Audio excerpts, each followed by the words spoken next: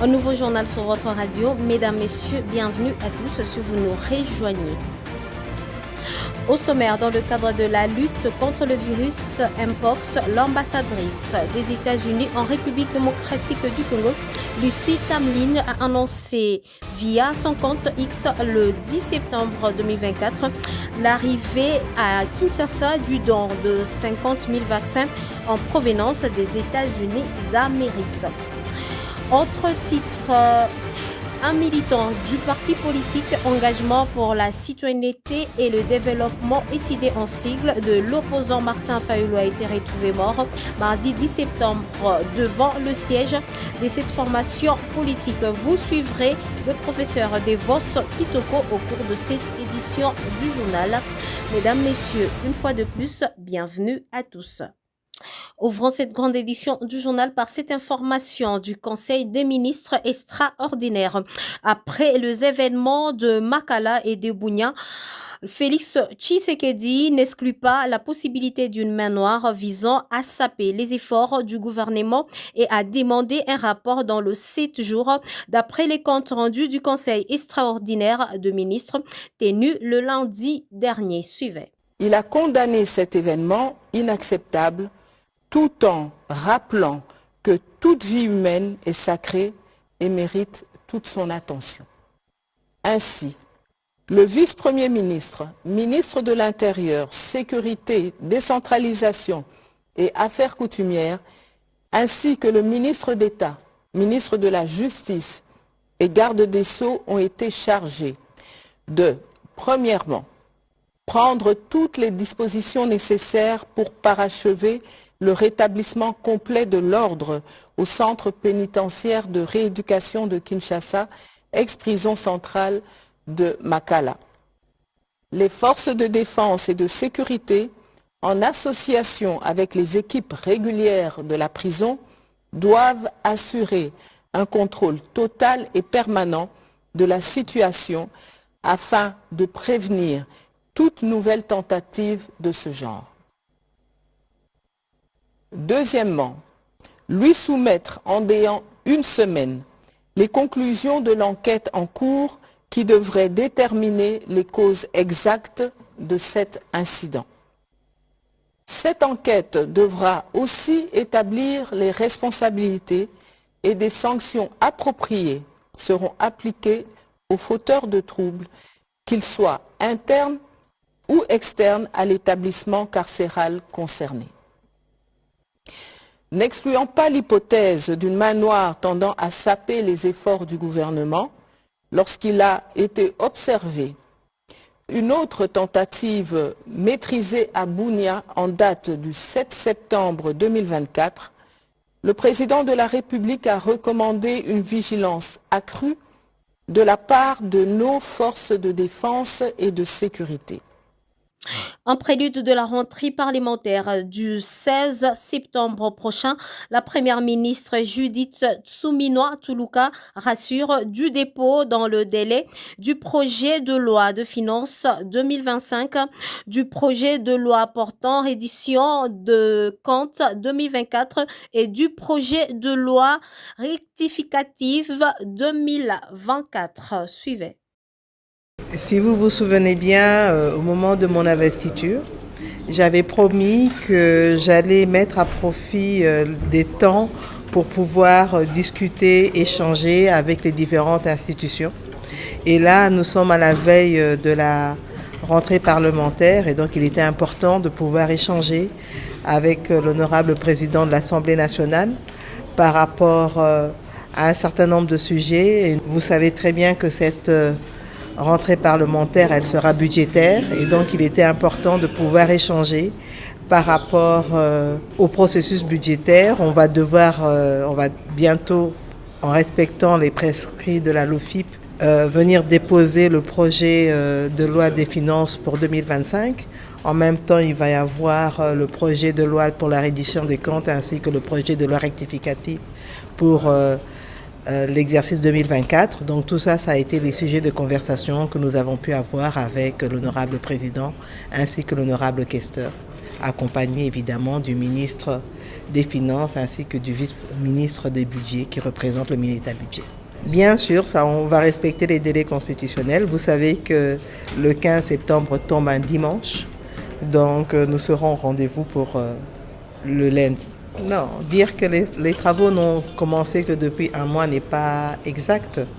Nous sommes investis depuis le 12 juin et le travail a commencé parce que nous avons été investis sur base d'un programme d'action du gouvernement qui a été validé ici au niveau de l'Assemblée nationale et donc partant de là, le travail a commencé et pour la loi rectificative, pour la reddition des comptes aussi et aussi pour le projet de loi de finances pour 2025. Donc disons qu'il faut féliciter les équipes qui ont travaillé sur ça, les experts au niveau du budget, des finances, mais aussi du plan, puisqu'il y a toute la partie macroéconomique. Et ils ont fait un travail de titan en 2 mois et demi. À cela s'ajoutent tous les échanges au niveau des conférences budgétaires. Et aujourd'hui, nous avons d'ailleurs lundi eu un conseil des ministres extraordinaire pour pouvoir valider au niveau du conseil des ministres avec le chef de l'État les 3 projets de loi, donc projet de loi portant reddition des comptes, projet de loi rectificatif pour l'exercice 2024, projet de loi pour des finances pour 2025. Donc tout cela a été validé en conseil des ministres extraordinaire lundi. Et donc, ça faisait partie de nos échanges aujourd'hui. Et donc, ce sont tous ces documents-là qui vont être déposés en respectant les délais constitutionnels. Autre chapitre, les ONG seront impliquées dans l'enquête en cours parce que nous tous, nous devrions connaître la vérité. Le président a dit que les sanctions sévères seront prises, a déclaré Patrick Mouyaya lors de son intervention dans le journal d'Afrique sur France 24. On l'écoute.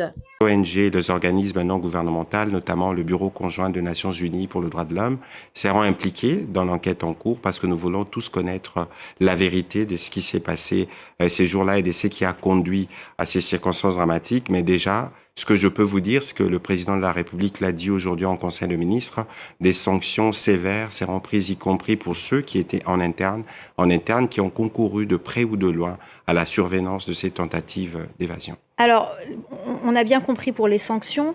Toutefois, beaucoup, notamment au sein de la société civile et même... Je l'ai annoncé dans l'entame de ces journaux. Dans le cadre de la lutte contre le Mpox, la République démocratique du Congo vient de recevoir un autre lot de 5000 vaccins dans des États-Unis d'Amérique, a annoncé mardi 10 septembre l'ambassadrice du pays de l'oncle Sam.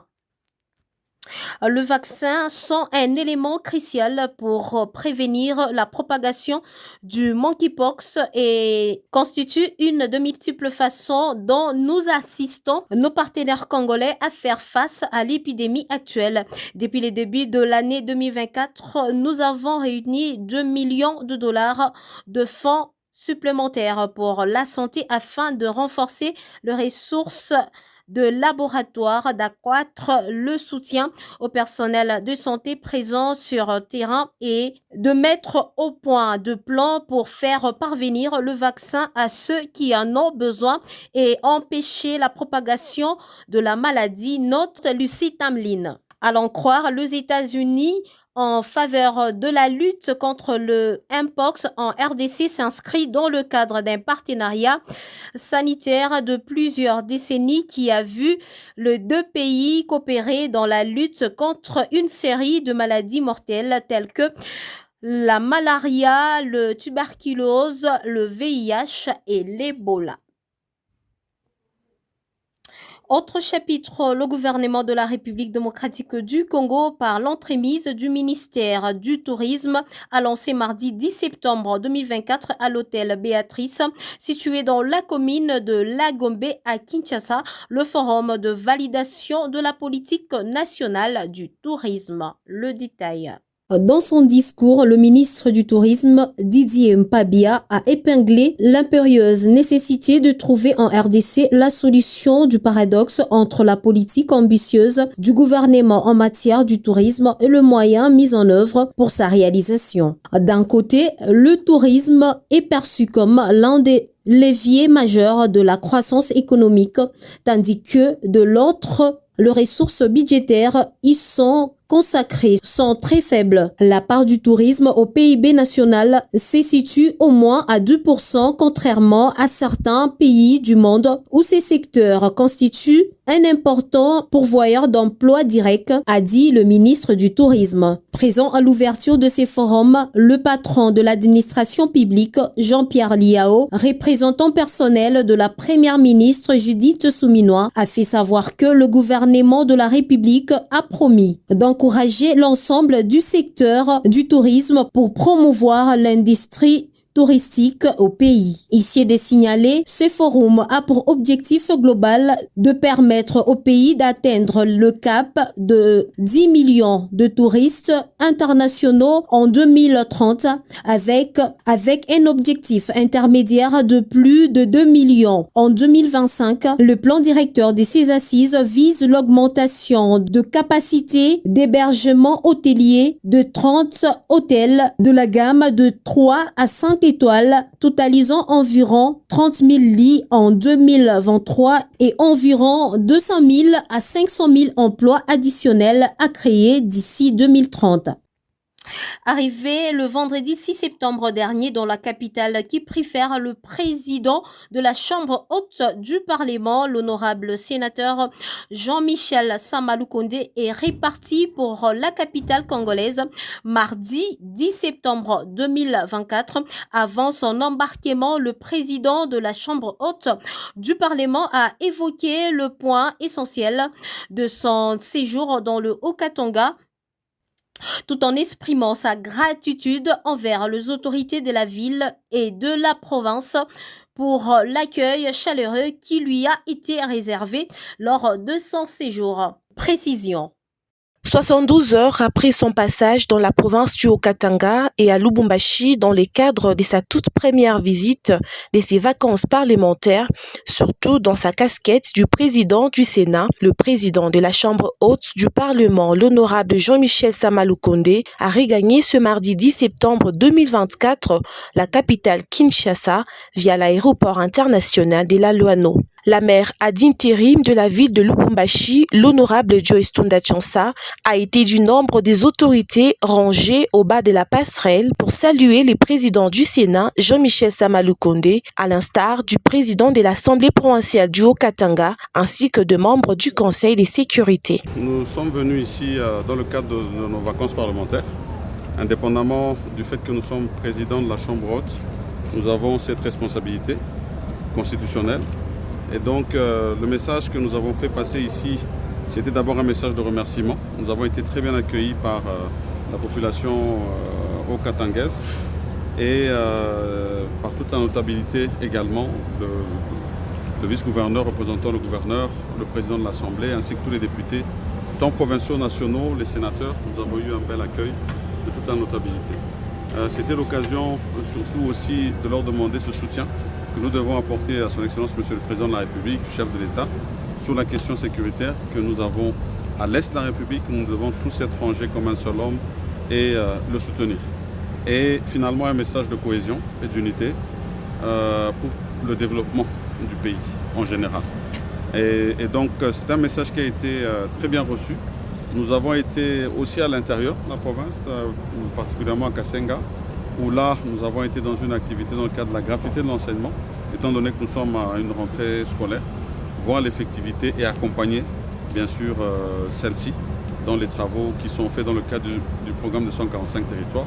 Encourager le gouvernement à travers Madame la Première ministre sur le travail qui doit se faire au niveau de nos territoires, parce qu'il y a beaucoup de travail qui est attendu là-bas, et finalement au niveau aussi des infrastructures routières, sur lesquels il y a eu aussi des grandes demandes. Et donc nous repartons avec un rapport complet de toutes ces couches que nous avons rencontrées, la société civile, les chefs coutumiers également, pouvoir faire notre rapport parlementaire et rester dans le suivi de ce qui doit se faire.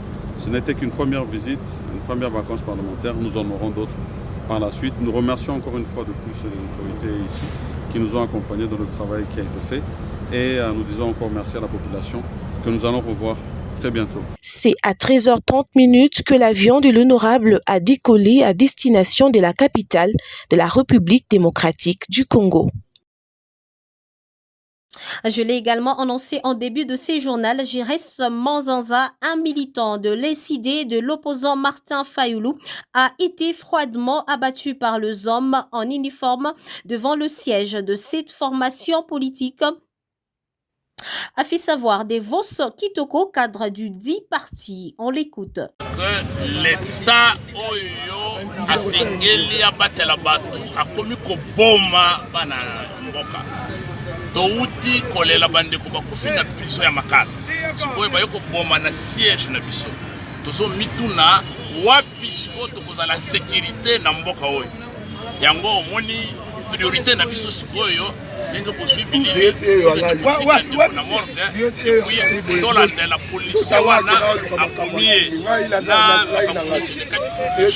makambo azalaki na libanga te estce que bapolisier apart koboma ye teknike mosusu ya komaitrise biso wana azalaki na eloko te eza te kaka koboma nde mosala oyo la polisi ayebi soki ezalaki babandite nde tocomprendre mais c'est la police oyo ya les gens pire bayo koboma camarade na biso epuis bakebisi bango ke bino bato ya fayulu tokolakisa bino il faut tolandela toyeba biso bato ya fayulu tosala bango nini wana